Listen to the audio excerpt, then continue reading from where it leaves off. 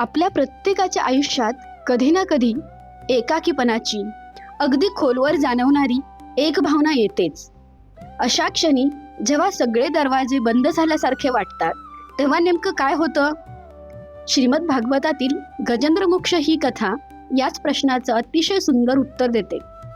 आणि खरं सांगायचं तर ही फक्त एका हत्तीची आणि मगरीची लढाई नाहीये बरं का, तर मानवी जीवनातल्या संघर्षांचं आणि पूर्ण शरणागतीचं हे एक मार्मिक विश्लेषण आहे. कथेची सुरुवात होते ती एका अतिशय भव्य अशा ठिकाणापासून. भव्य त्रिकूट पर्वत. क्षीरसागराच्या अगदी मध्यभागी असलेला हा त्रिकूट पर्वत जणू काही प्रत्यक्ष स्वर्गच पृथ्वीवर अवतरलाय असं वाटावं. याच पर्वताच्या परिसरात एक अत्यंत रमणीय असं ऋतुमान नावाचं सरोवर होतं. चहूबाजूंनी फळाफुलांनी बहरलेले मोठे वृक्ष आणि पक्ष्यांचा किलबिलाट. याच नंदनवनात या जंगलाचा राजा राहत होता, एक महाकाय आणि शक्तिशाली गजराज. तो इतका बलवान होता की त्याच्या नुसत्या चालण्याने झाडे मोडायची. हिंस्त्र प्राणीही त्याला बघून रस्ता बदलायचे.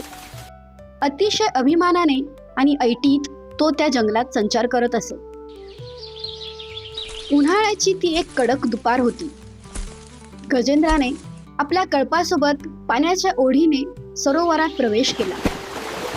त्याने स्वतः सोंडेत पाणी भरून आपल्या कळपातल्या इतर हत्तींना आणि पिलांना मनसोक्त स्नान घातलं.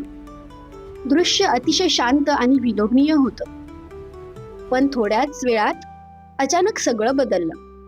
पाण्यातून एक प्रचंड मकर म्हणजेच मगर वेगाने सरसरत आला.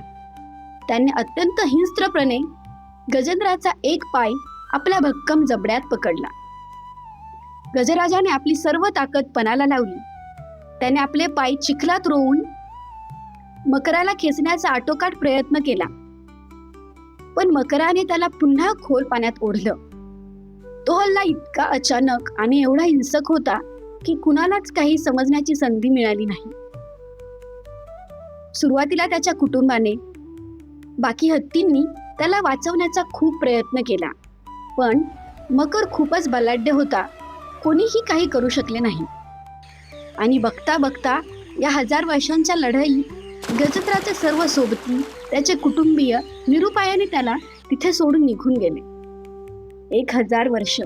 होय, 1000 हा फक्त एक आकडा नाहीये, तर या भयानक संघर्षाच्या व्याप्तीचं दर्शन आहे. हजारो वर्षांपर्यंत तो जीवघेणा संघर्ष आणि ओढाताण चालली. जो गजराज या जंगलाचा सम्राट होता तो आता पूर्णपणे एकाकी आणि थकला होता. त्याचं बळ आता संपलं होतं. याच क्षणी त्या थकलेल्या आणि निराश गजराजाला एका सर्वोच्च शक्तीची जाणीव होते. त्याची परमेश्वरावरील श्रद्धा जागृत होते. आणि मग गजेंद्राच्या हृदयातून एक अतिशय आर्त हाक बाहेर पडते. आता दुसरा कोणीही या संकटातून मला सोडवणारा नाही. आता परमेश्वरच एकटा सोडवेल. या विश्वासाने त्याने आपली सोंड आकाशाकडे वर केली आणि अत्यंत थकलेल्या अवस्थेत मात्र पूर्ण श्रद्धेने भगवंताचा धावा केला. देवा, तूच जगाचं मूळ कारण आहेस. तूच जगाचा स्वामी आहेस. तूच सर्वांना चेतना देतोस. मी सोंडेनेच तुला नमस्कार करतो. धाव, मला सोडव. तू अनंत शक्तीचा आहेस. तुला मला सोडवायला अशी कितीशी शक्ती लागेल? ही प्रार्थना कुठल्याही पुस्तकातून आलेली नव्हती, तर ती त्याच्या वेदनेतून आणि परिपूर्ण श्रद्धेतून आलेली होती. जेव्हा एक थकलेला जीव कोणत्याही आधाराशिवाय पूर्णपणे परमेश्वराला शरण जातो तेव्हा तेवढंच पुरेसं असतं. अहंकार संपल्याशिवाय खऱ्या शरणागतीला सुरुवात होत नाही. गजेंद्राची ती हाक भगवंताला स्वस्थ बसू देऊ शकली नाही. ते आपल्या गरुड वाहनावर स्वार होऊन अत्यंत वेगाने तिथे पोहोचले. गजेंद्राची शक्ती आता शून्यावर आली होती. प्राण जाण्याची वेळ आली आहे हे पाहून त्याने शेवटचा एक प्रचंड चित्कार केला आणि त्याच क्षणी जणू काही ब्रह्मांड दुभंगून समोर यावं तसे सर्वात्मा विश्वरक्षक प्रभू नारायण तिथे आविर्भूत झाले. शंख, चक्र, गदा, कमळ धारण केलेल्या तेजोमय श्रीहरीला पाहताच गजेंद्राच्या शरीरात अचानक नवं बळ संचारलं. त्याने आजूबाजूला पाहिलं आणि सरोवरातील एक कमळ आपल्या सोंडेने उपटलं. ते पाणी गढूळ होतं. ते कमळही चिखलाने माखलेलं होतं. ती कुठलीही परिपूर्ण सजवलेली भेट नव्हती, पण तरीही त्याने ते कमळ आकाशात विष्णूच्या दिशेने भक्तिभावाने भिरकावलं. आणि विशेष म्हणजे भगवान विष्णूंनी ते चिखलाने माखलेले कमळ अत्यंत प्रेमाने आपल्या हातात धारण केलं. देवाला कोणतीही परिपूर्ण भेट नको असते. त्याला फक्त भक्ताची तळमळ आणि शुद्ध भक्ती हवी असते. त्यानंतर विष्णूंनी गरुडावर उडी घेतली, दोघांनाही जमिनीवर ओढलं आणि आपल्या सुदर्शन चक्राने मकराचा वध करून गजेंद्राला मुक्त केले. पण थांबा, तुम्हाला माहित आहे का, हा गजेंद्र म्हणजे पूर्वजन्मी कोणी सामान्य हत्ती नव्हता, तर तो होता पांड्यवंशीय द्रविड राजा इंद्रद्युम्न. त्याने भगवंताच्या भक्तीसाठी राजवाडा सोडून अरण्यात वास्तव्य केलं होतं.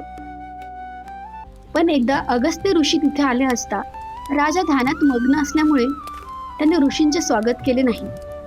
त्यामुळे त्यांनी राजाला शाप दिला.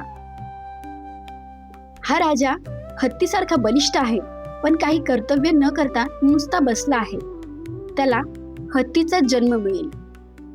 त्यानंतर इंद्रद्युम्नाला गजेंद्राचा जन्म आला. पण पूर्वजन्मी केलेली भगवत भक्ती त्याला आठवत होती.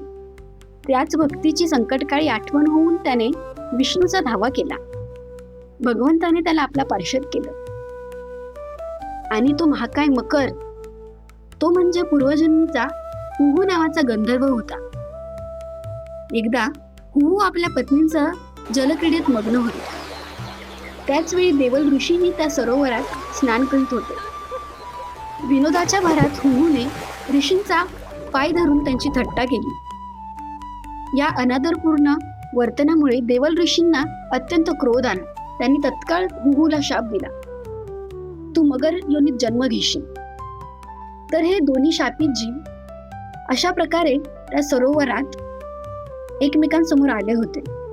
सुदर्शन चक्राच्या स्पर्शाने गंधर्वाला मुक्ती मिळाली आणि विष्णूच्या स्पर्शाने गजेंद्राला चतुर्भुज दिव्य रूप प्राप्त होऊन तो भगवंताच्या धामाला गेला.